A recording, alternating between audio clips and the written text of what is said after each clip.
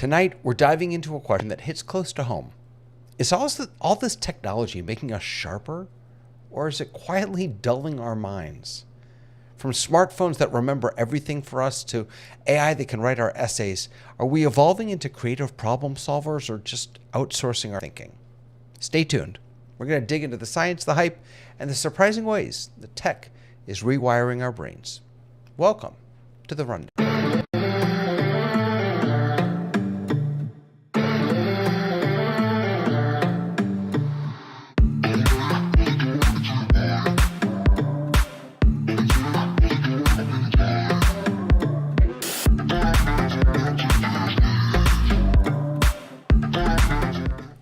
Good afternoon, good morning, good evening, good night. Hello, everyone. Welcome to The Rundown. I'm really excited to have all of you here tonight. We have a great topic to talk about, but I'm going to shake things up. I'm going in reverse order. Sky Gleason, how you doing? I'm muted. I always start with Tamara, and I always end over by you. So I'm coming to you first today. Sorry. Thank you. I'm on the west coast of the world, and I just spent 10 days in Hawaii, and I didn't know, 800 miles directly south of Alaska. Actually, it's further than that.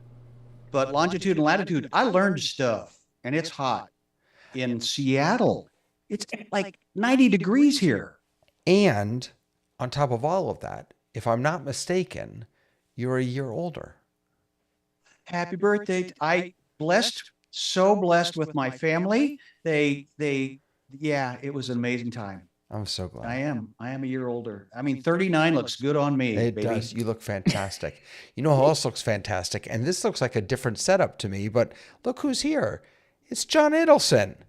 Hey, John, how are you? Greetings from beautiful Monterey Bay. Doing great. And glad to see Sky up there, seeing actually sun in Seattle. That's not That's right. normal. Now, did you redo your space or what's going on here? You look awesome.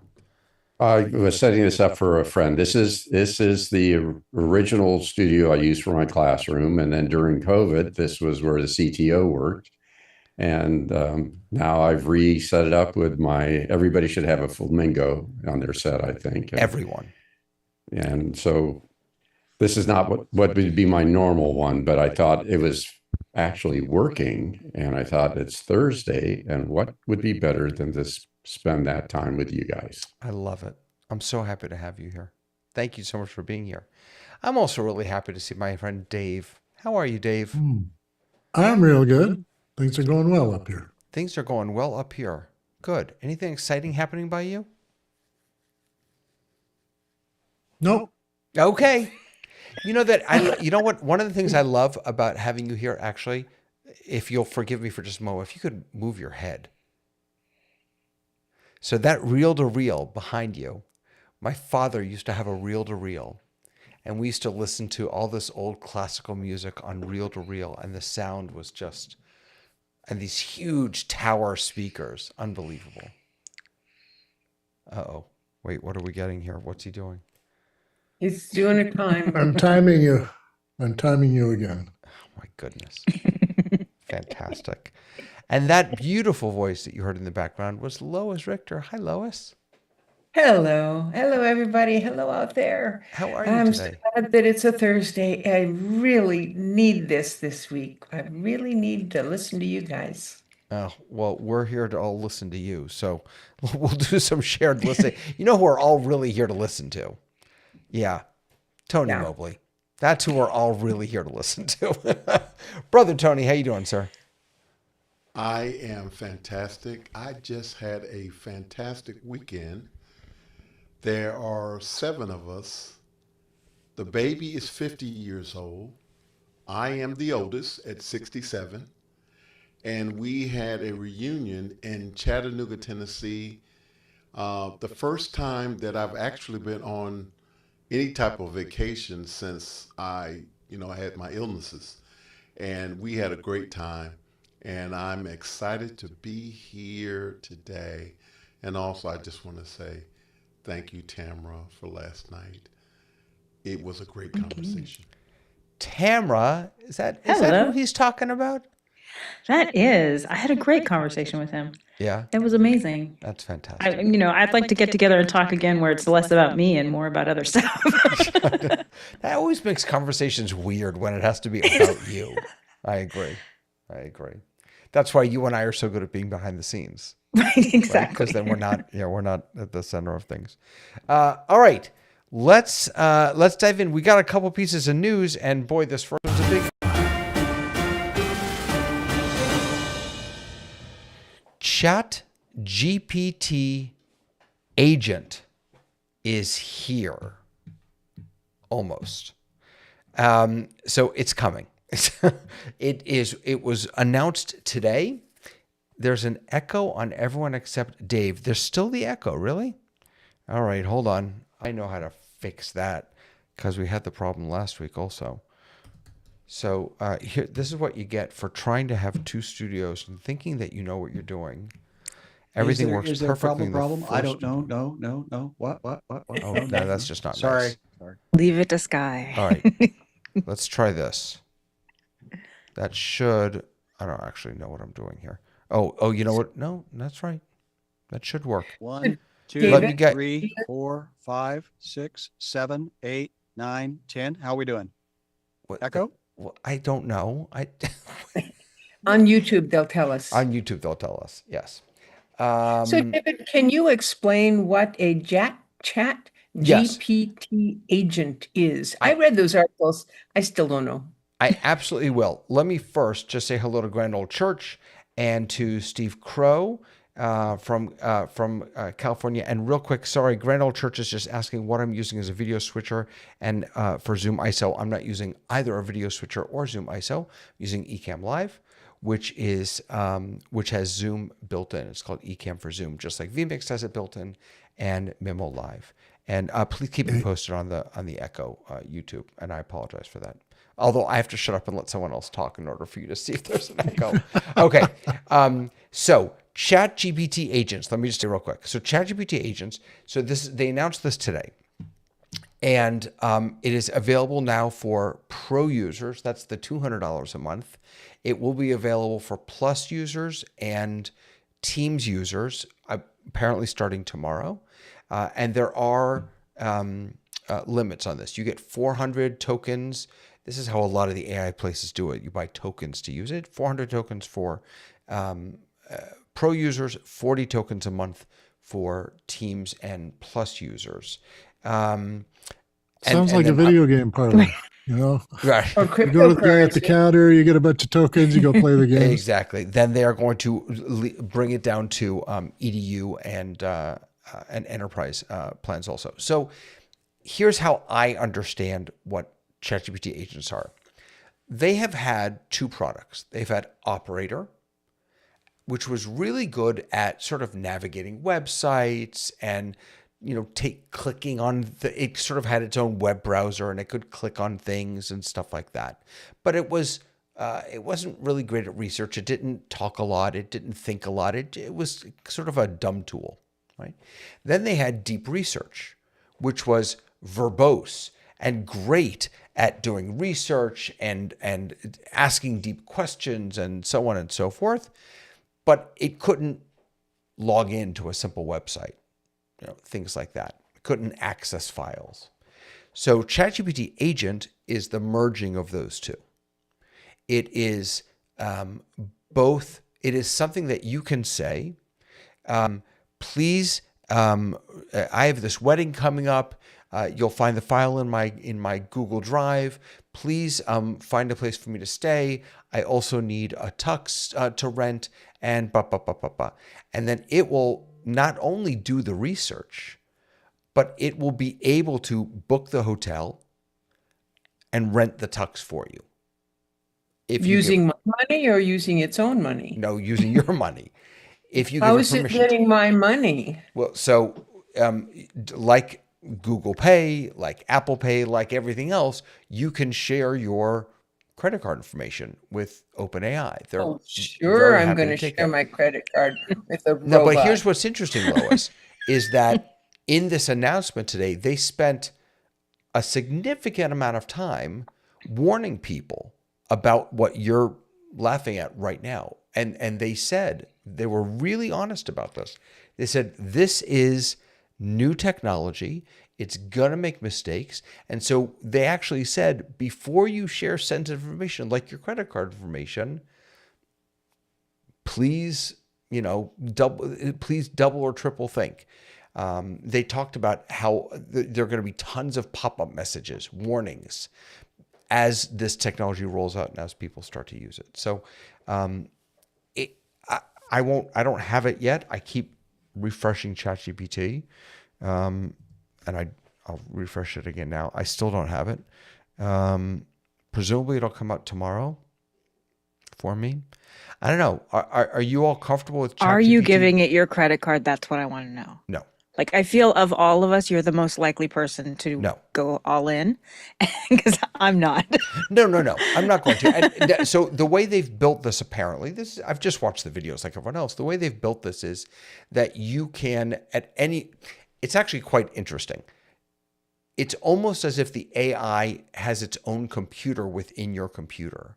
And so you can actually watch it going to websites, doing its work, taking actions, and then you can actually pause, say, hey, hold on a second, and you can take over in its computer. So you can type in, you can log in, or you can put your own payment information in that website, but not through your own computer, through its. It's fascinating. I think it's fascinating. There's two things I really like. I could watch other people work for hours. So that's going to be great. And you can watch it work. It was kind of amazing watching it work. Sort of a natural progression. You remember this little device called the A word? It's a little thing that listens to you. Exactly. And you could place orders on it. We had a graduate student who stayed in our extra room, and he had a graduation party. We were out of the country, and he said, "Can I have my graduation party at your house?" And so he invited all his friends, having just graduated from the Monterey Institute for International Studies.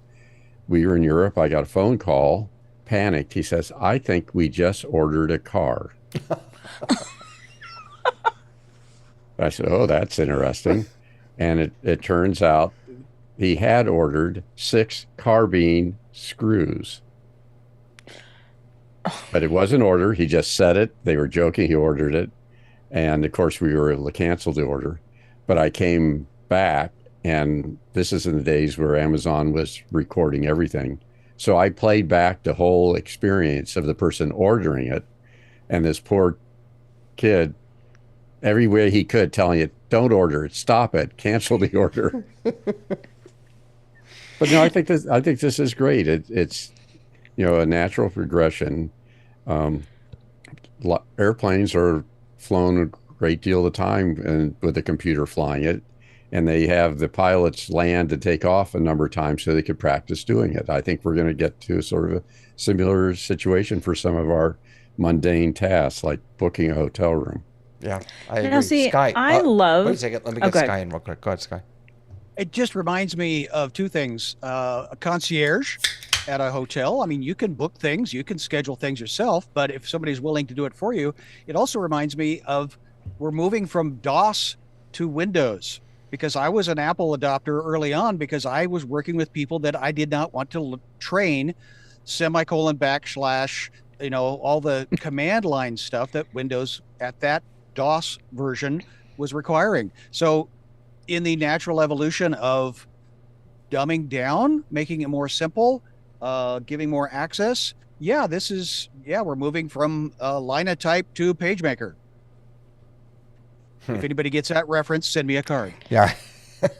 You got me thinking about WordPerfect 4.0. Oh, miss look at it. you for the My win. first love. I like WordStar better. Go ahead, Tamara. So I love the idea of it, I think, but all of the kind of examples are things like booking travel, and there's no way. I love the research. The part of a holiday for me is the research and the booking, the travel, and all of that.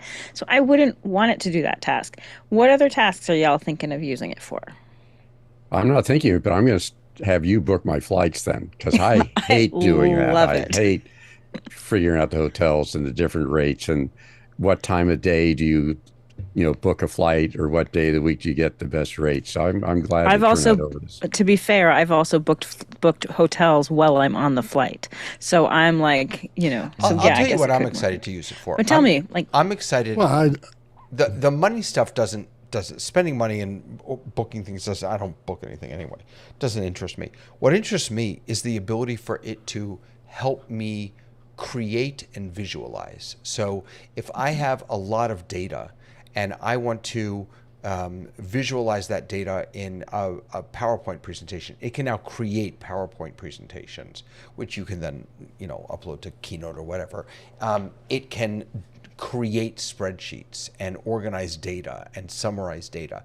That's what I'm excited about. The ability to, I've been working with Jamf, JAMF, which is a Apple School Manager. It's called an MDM. I don't know what that stands for, but basically it allows you multi-device manager. Thank you.